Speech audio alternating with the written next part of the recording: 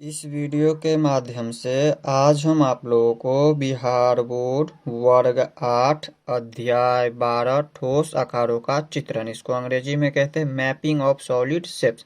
तो इसके बारे में कुछ बेसिक जानकारी देने वाले हैं, तो वीडियो को लास्ट तक देखिएगा। तो चलिए इनको समझते हैं हम अपने कॉपी में। तो यहाँ पर देखिए अध्याय 12 वर्ग है 8वीं और हमें समझना है ठोस आकारों का चित्रण, इसको अंग्रेजी में कहते हैं मैपिंग ऑफ सॉलिड शेप्स।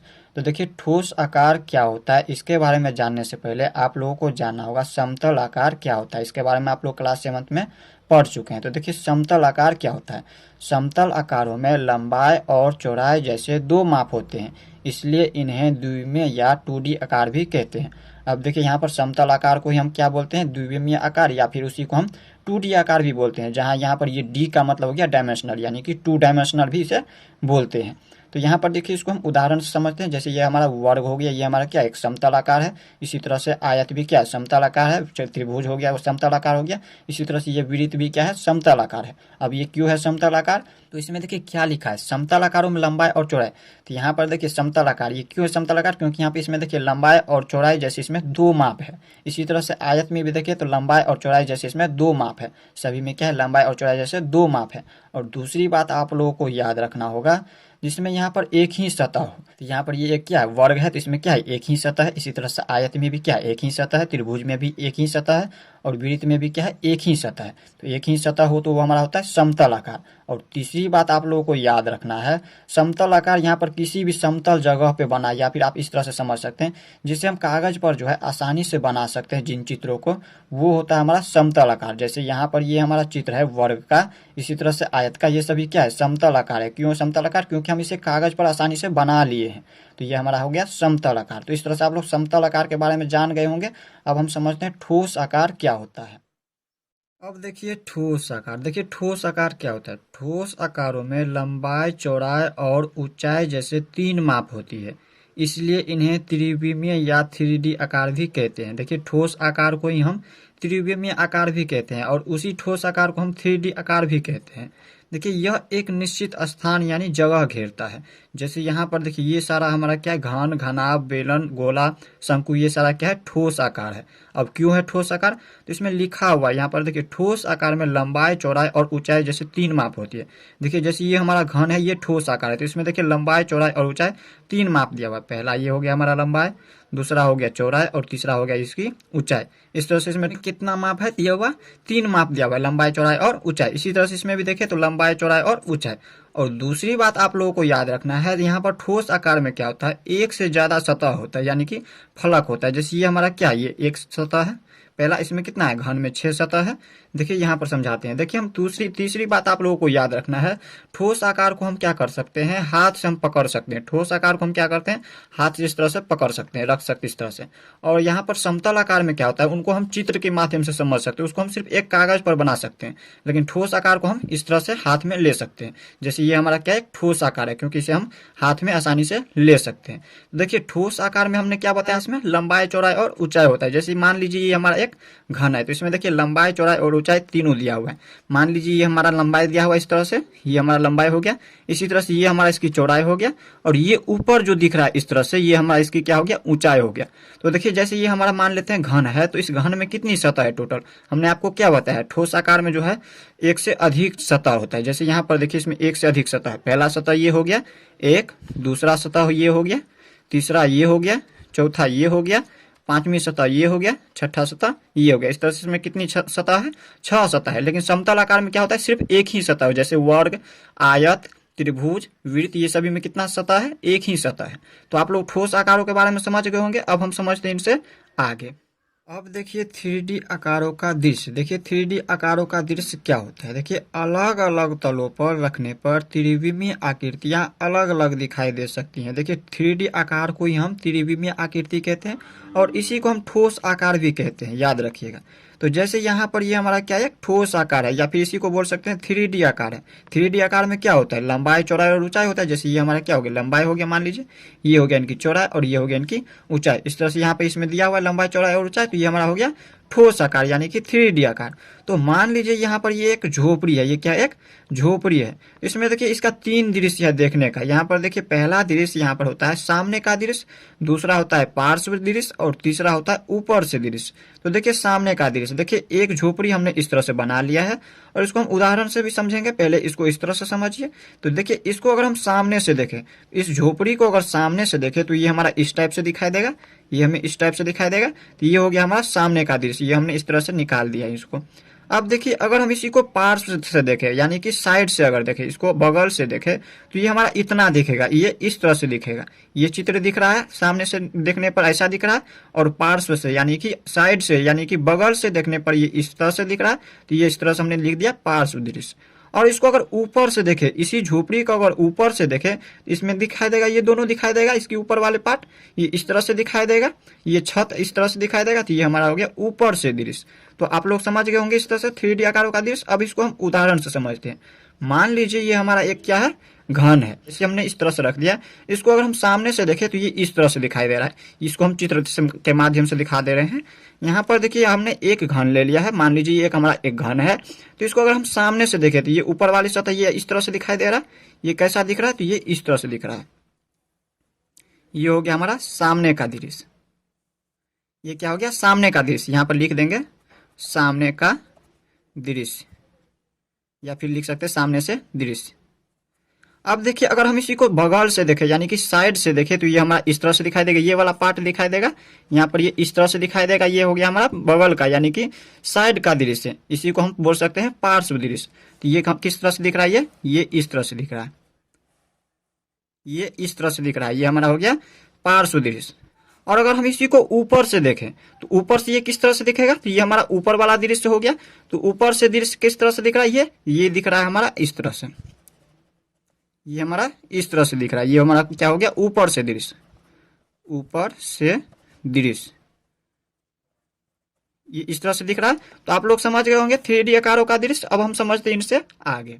अब देखिए फलक, किनारे और शीर्ष क्या होता है। सबसे पहले हम जान लेते हैं फलक क्या होता है, इसके बाद जानेंगे हम किनारे क्या होता है, और इसके बाद जानेंगे हम शीर्ष क्या होता है। जान लीजिए फलक क्या होता है। फलक प्रत्येक ठोस बहुभुज क्षेत्रों से मिलकर बना होता है। अब कहिएगा ये बहुभुज क्या होता है, तो यहाँ पर जानिए बहुभुज क्या होता है। देखिए बहुभुज 3 या 3 से अधिक भुजाओं से घिरे आकृति को बहुभुज कहते हैं। इसमें क्या लिखा है, 3 या 3 से अधिक। तो देखिए इसमें 3 भुजा दिया हुआ है, पहला, दूसरा और ये तीसरा भुजा।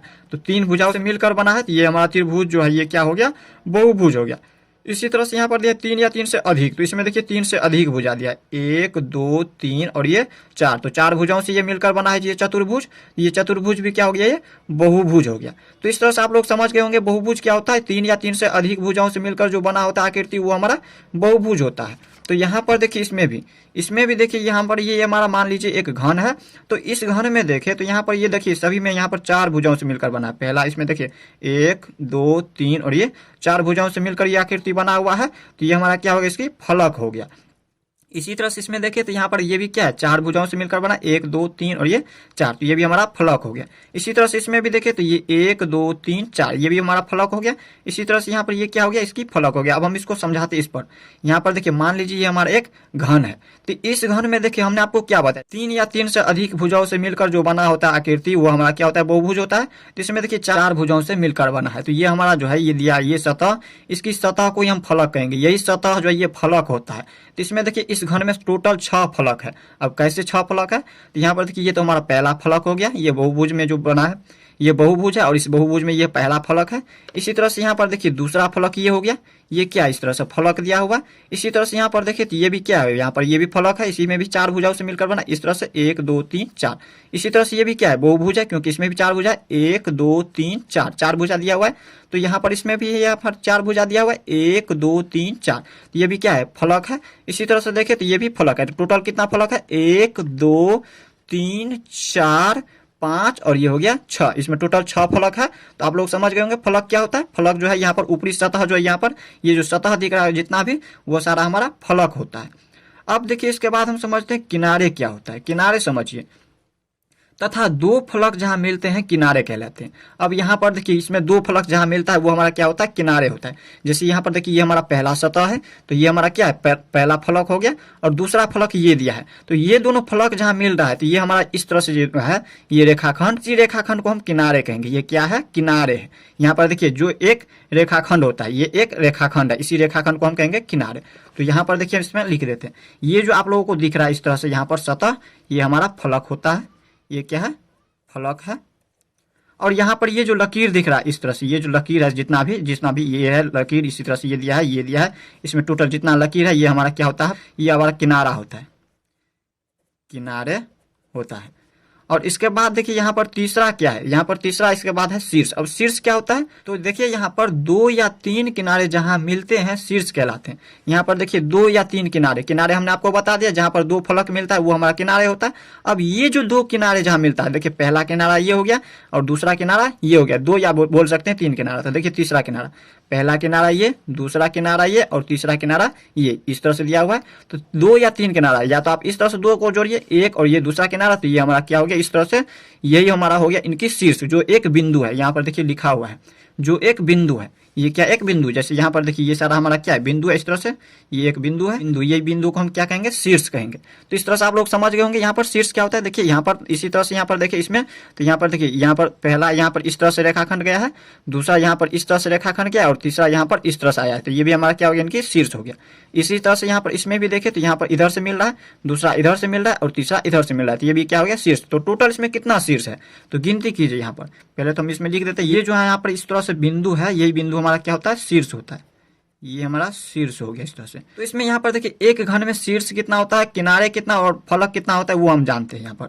तो देखिए फलक कितना होता है, तो एक में यहाँ पर देखिए इसमें टोटल कितना फलक है, 1 2 3 4 5 6 फलक है, तो इसमें हम कहेंगे फलक की संख्या कितना है, 6।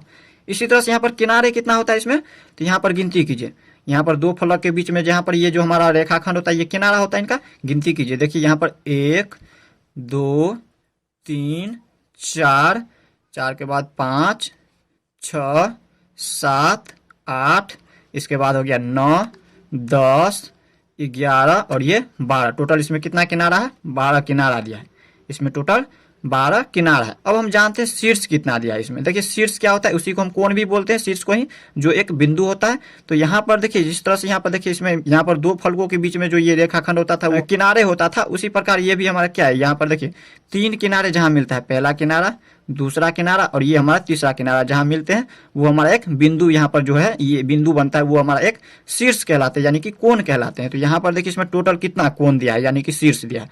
तो पहला शीर्ष ये हो गया, दूसरा शीर्ष ये हो गया, इसी तरह से ये हो गया तीसरा शीर्ष, ये हो गया चौथा शीर्ष, ये हो गया पांचवीं शीर्ष, ये हो गया छठी शीर्ष, ये हो गया सातवीं शीर्ष और ये आठवीं शीर्ष। इसमें देखिए शीर्षों की संख्या 8 है। देखिए 1 2 3 4 5 6 7 और 8 शीर्ष, इसमें टोटल कितना है, 8 शीर्ष है। शीर्षों की संख्या 8, किनारे कितना है, तो 1 2 3 4 5 6 7 8 9 10 11 12, सॉरी ये गिनती हो गया है, ये हो गया 11 और ये हो गया 12। इस तरह से इसमें कितना किनारा दिया हुआ है, 12 किनारे दिया हुआ है। और फलक की संख्या देखिए, ये ऊपर वाला, सॉरी ये सामने वाला हो गया और ये पीछे वाला हो गया, 2 फलक। इसके बाद देखिए ये हमारा ये ऊपर वाला हो गया और ये नीचे वाला हो गया, तो 4 फलक। ये हो गया साइड वाला, इस साइड का और एक इस साइड का, तो टोटल कितना है, फलक की संख्या 6 फलक दिया है। तो एक घन में आप लोग समझ गए होंगे फलक कितना होता है, किनारे कितना होता है और शीर्ष कितना होता है, और किसको कहते हैं फलक, किसको कहते हैं किनारे और किसको कहते हैं शीर्ष। तो इस तरह से आप लोग फलक, किनारे और शीर्ष के बारे में जान गए होंगे। अब हम समझते हैं इनसे आगे। अब देखिए उत्तल बहुफलक क्या होता है, ऐसे बहुफलक जिसके फलक उत्तल बहुभुज से बने हो उत्तल बहुफलक कहलाते हैं। यहाँ पर देखिए जैसे ये हमारा क्या है, उत्तल बहुफलक का उदाहरण है। तो जैसे यहाँ पर समझिए, यहाँ पर ये क्या है, इस तरह से ये हमारा एक चतुर्भुज है। तो इसमें देखें तो यहाँ पर सभी कोण, यहाँ पर देखें तो यहाँ पर ये 180 डिग्री से कम का कोण बन रहा है, तो ये हमारा क्या हो गया, उत्तल बहुफलक हो गया। अगर इसी तरह से इसमें देखें तो यहाँ पर देखिए ये इस तरह से बने रहा है। तो यहाँ पर देखिए ये 180 डिग्री से क्या हो रहा है, इसका कोण अधिक हो रहा है। तो यहाँ पर ये क्या हो गया, अवतल बहुफलक हो गया, क्योंकि हमें बताना है उत्तल बहुफलक, तो ये सारा क्या उत्तल बहुफलक। या तो आप इस तरह से समझ सकते हैं, जिसकी यहाँ पर भुजा ऊपर की ओर उठा हो वो हमारा उत्तल बहुफलक होता है। जैसे यहाँ पर देखिए इसकी यहाँ पर भुजा जो है, यहाँ पर ये क्या है, भुजा जो है ये अंदर की ओर धसा है। इसमें हम ऊपर से इस तरह से यहाँ पर मिलाएंगे तो यहाँ पर देखिए ये अंदर पड़ जा रहा है इसका भुजा। तो ये हमारा क्या हो गया, उत्तल बहुफलक, सॉरी अवतल बहुफलक हो गया। हमें उत्तल बहुफलक के बारे में जानना है। तो यहाँ पर इसमें देखें तो यहाँ पर इसमें हम ऊपर से नहीं मिला सकते, इसको हम यहाँ पर अब यहाँ पर ऊपर अगर कहीं से भी मिलाएंगे तो ये नहीं मिल पाएगा, क्योंकि यहाँ पर ये ऊपर की ओर उठा हुआ है। तो आप लोग समझ गए होंगे उत्तल बहुफलक क्या होता है। ये दोनों जो है यहाँ पर ये हमारा उत्तल बहुफलक का उदाहरण है। अब हम समझते हैं इनसे आगे। देखिए समबहुफलक क्या होता है। देखिए समबहुफलक क्या होता है, एक बहुभुज तब समबहुफलक कहलाते हैं जब उसके सभी फलक सर्वांगसम समबहुभुजों से बने हो तथा प्रत्येक शीर्ष पर मिलने वाली फलकों की संख्या क्या हो, समान हो। जैसे यहाँ पर देखिए ये हमारा समबहुफलक का उदाहरण है और ये नहीं है समबहुफलक। अब क्यों ये समबहुफलक है और ये क्यों नहीं है, तो इसमें लिखा हुआ है यहाँ पर देखिए एक बहुभुज तब समबहुफलक कहलाते हैं। यहाँ पर ये क्या है, इसमें देखिए ये हमारा बहुभुज है, ये बहुभुज है, इसी तरह से ये भी क्या है, एक बहुभुज है। बहुभुज हमने आपको बता दिया कब होता है बहुभुज। और इसी तरह से यहाँ पर ये भी क्या एक बहुभुज है, इसी तरह से ये भी हमारा एक बहुभुज है, नीचे भी एक बहुभुज है और ऊपर भी एक बहुभुज है। तो यहाँ पर देखिए क्या रहा है, जब उसके सभी फलक क्या हो, सर्वांगसम सम हो। जब इसके सभी फलक, यहाँ पर ये क्या है, इस तरह से ये फलक है सभी, तो ये जो है सभी फलक अगर सर्वांगसम समबहुभुजों से बने हो तब जाकर के हमारा क्या होता है, समबहुफलक कहलाते हैं। और इसके आगे आप लोगों को ये भी याद रखना है, तथा प्रत्येक शीर्ष पर मिलने वाले फलकों की क्या संख्या क्या हो, समान हो। जैसे यहाँ पर देखिए शीर्ष है, ये हमारा क्या है, शीर्ष है, इसी को हम कोण भी बोलते हैं। तो ये जो कोण दिया, ये जो शीर्ष है, तो इसमें देखिए फलकों की संख्या कहाँ कहाँ मिल रहा है। पहला तो यहाँ पर ये हमारा फलक मिल रहा है, और दूसरा यहाँ पर अंदर में मिल रहा है फलक, और तीसरा यहाँ पर देखिए तो इस तरह से यहाँ पर इधर से भी मिल रहा है। इसी तरह से इस पर देखिए शीर्ष पर, तो ये एक इधर से आ रहा है, दूसरा इधर से आ रहा है, एक अंदर से आ रहा है। तो इस तरह से यहाँ पर फलकों की संख्या क्या हो रहा है, सभी में समान हो रहा है। तो ये हमारा हो गया समबहुफलक। और इसमें देखें तो यहाँ पर देखिए इसमें पहला यहाँ पर फलक इस तरह से दिया है, दूसरा ये हो गया, और तीसरा फलक अंदर की ओर हो गया, ये अंदर से हो गया, 3 फलक है। और इसके आगे अब इधर देखें तो इधर देखिए पहला फलक ये हो गया, दूसरा फलक ये हो गया, तीसरा फलक ये हो गया और चौथा फलक ये हो गया। तो इसमें देखिए फलकों की संख्या समान नहीं हो रहा है, ऊपर 3 हो रहा है और नीचे 4 फलक हो रहा है। तो ये हमारा क्या हो जाएगा, बहुफलक नहीं होगा। तो इस तरह से आप लोग समबहुफलक समझ गए होंगे। अब हम समझते हैं इनसे आगे। अब देखिए हम जान लेते हैं आयलर सूत्र क्या होता है। देखिए आयलर सूत्र प्रत्येक बहुफलक के लिए F प्लस भी बराबर होता है E प्लस 2। इसे आप लोगों को याद रखना है, या फिर आप इसे इस तरह से अगर सूत्र बनाना चाहे तो इस तरह से भी बना सकते हैं, F प्लस भी, और इसको अगर नीचे ले आएंगे तो ये माइनस में हो जाएगा E बराबर 2। अगर ये तीनों को यहाँ पर देखिए इन दोनों को जोड़ने पर और इसको घटाने पर अगर 2 आ जाए तो हम कहेंगे ये आयलर सूत्र है, आयलर सूत्र पर है। जहाँ यहाँ पर देखिए F बराबर हो गया फलकों की संख्या, V हो गया शीर्षों की संख्या, और E हो गया किनारों की संख्या। इसको हम उदाहरण से समझते हैं। मान लीजिए उदाहरण में यहाँ पर क्वेश्चन दिया हुआ है, क्वेश्चन में आपको यहाँ पर फलकों की संख्या दिया हुआ है, फलकों की संख्या मान लीजिए यहाँ पर दिया हुआ है 6, और इसके बाद यहाँ पर मान लीजिए E यहाँ पर दिया हुआ है, किनारों की संख्या अगर दिया है 12। तो यहाँ पर अगर आपको निकालना हो V, तो यहाँ पर कितना हो जाएगा V, तो यहाँ पर शीर्षों की संख्या अगर निकालना तो देखिए हम इसको किस तरह से निकालेंगे। तो हमें आयलर का सूत्र पता है, F प्लस भी माइनस ई बराबर होता है 2। तो हम इसको इस पर निकालेंगे, F प्लस भी माइनस ई बराबर 2 यानी कि 2। तो देखिए F हमें दिया है 6, तो यहाँ पर लिख देंगे 6, प्लस में भी हमें निकालना है तो इसको वैसे ही लिख दीजिए, और माइनस ई हमें दिया है 12, तो लिख देंगे 12 बराबर में 2। अब हम इसमें आगे क्या लिखेंगे, इसमें तो आगे देखिए यहाँ पर देखिए इसमें यहाँ पर ये प्लस में और ये माइनस में, चिन्ह ज्यादा किसका, माइनस का, तो माइनस का चिन्ह लगाएंगे और 12 में से 6 घटाएंगे तो 6, और ये प्लस में है भी बराबर में 2। अब हम इसमें क्या करेंगे, इसमें तो भी का हमें मान निकालना है, तो भी को वैसे ही रहने देंगे सर, और इसको हम ऊपर ले जाएंगे तो ये क्या है 2 दिया है तो 2 लिख दीजिए, और जब इसको ऊपर ले जाएंगे तो ये माइनस में है तो ये हो जाएगा प्लस में 6। तो यहाँ पर देखिए भी का मान निकल चुका है 8। अब यहाँ पर देखिए ये भी का मान निकल चुका है। अब हम इसको साबित करते हैं यहाँ पर ये सही है या गलत है। तो देखिए यहाँ पर हमें पता है F प्लस भी माइनस ई बराबर होता है 2। तो यहाँ पर देखिए F हमें दिया है 6, प्लस में भी कितना दिया है, भी हम निकाल चुके हैं 8, तो लिख देंगे 8, और माइनस ई कितना दिया है 12, तो लिख देंगे 12 बराबर में 2। अब देखिए यहाँ पर इन दोनों को हम क्या करेंगे, जोड़ेंगे, तो यहाँ पर 8 और 6 कितना हो जाएगा 14, और घटाओ 12 बराबर में 2। तो 14 में से हम 12 को घटाएंगे तो 2 बराबर में 2। तो यहाँ पर देखिए ये साबित हो चुका है इस तरह से सूत्र पर, ये सही है, तो हम कहेंगे इस तरह से ये हमारा आयलर सूत्र पर है। तो इस तरह से हमने आयलर सूत्र के बारे में भी जान लिया। अब नेक्स्ट वीडियो में हम लोग इनसे आगे देखेंगे, तो मिलते हैं नेक्स्ट वीडियो में, तब तक के लिए गुड बाय।